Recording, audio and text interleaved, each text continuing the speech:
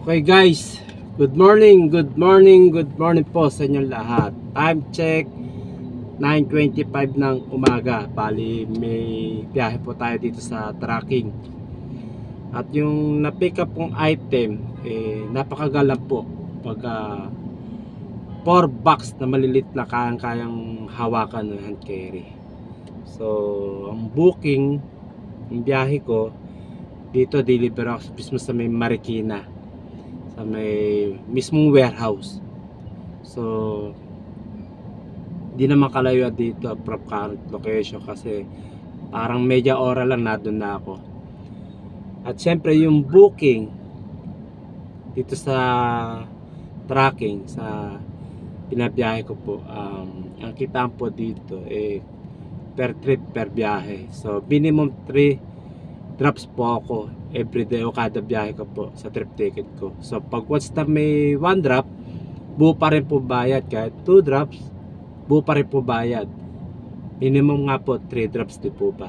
So yung kada biyahe po, ang ibabayad sa akin dito ni tracking ay nagkakalaga na 1,590 pesos along the Metro Manila area. Yun po. Pero pag once na outside na o medyo malayo-layo na po, katulad ng Las Piñas, Parañaque, Caloocan, medyo malayo na po yun at medyo malaki na po ang bayad pa. Parang lumalabas 1,750 pesos. Yun po.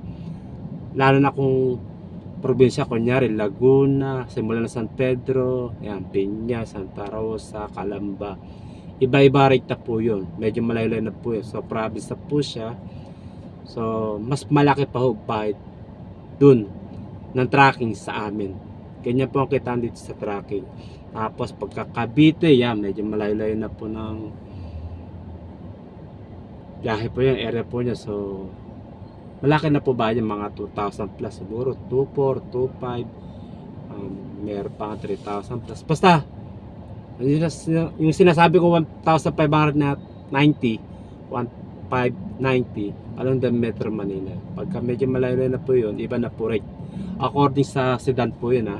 Basta sedan po o kotse po tala po ninyo, ganun po ang bayad.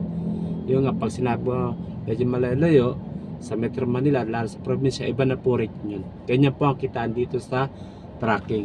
Pero itong biyahe ko po na na-pick up ko sa warehouse, sandrap lang po ako. So dito lang po sa Marikina, sa may warehouse. So nababayad sa akin dito